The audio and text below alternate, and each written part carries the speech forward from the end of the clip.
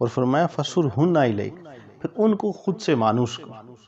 اب یہاں ایک مانوس کرنے کا جو حکم دیا اللہ تعالیٰ نے، یہاں ایک فلسفہ سمجھیے قربانی کا۔ آپ جس جانور کو خریدتے ہیں پھر اس کو خود سے مانوس کرتے ہیں۔ مثال کے طور پر اگر آپ بچپن سے ایک جانور کو پالتے آ رہے ہیں تو وہ آپ سے مانوس ہو چکا ہوتا ہے۔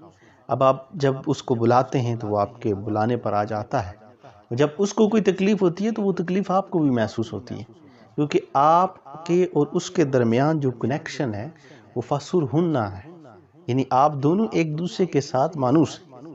تو اصل یہ قربانی ہوتی ہے۔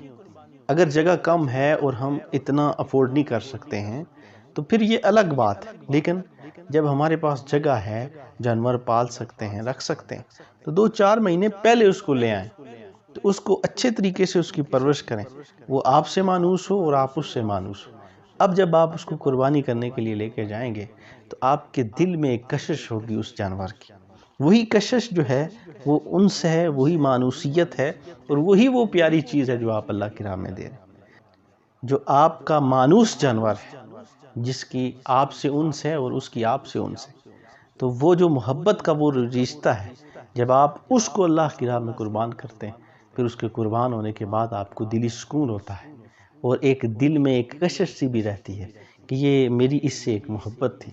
تو یہ وہی جذبہ ہے قربانی کا کہ جس چیز سے آپ محبت کرتے ہیں، جب وہی چیز آپ اللہ کی راہ میں دیتے ہیں تو اصل اثار اور اصل قربانی یہ ہوتی ہے۔